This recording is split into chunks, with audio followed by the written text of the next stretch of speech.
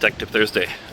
This is for anybody who has this particular fuel dispenser and you are a service technician, literally anybody who deals with this on a daily basis. If you see one of these two bagged off, you should first ask yourself, are they actually in the correct position?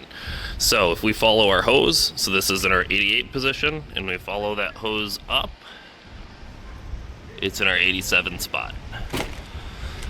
And then if we look, 87 is over to 88. We just need to switch these two handles and we're back in business. This is the kind of stuff, if you are showing up and you're a service technician, doesn't matter who you are, if you're showing up for literally any task and you see a bagged off fuel dispenser, it is 100% worth your time to go take a peek and make sure that everybody's in the right position.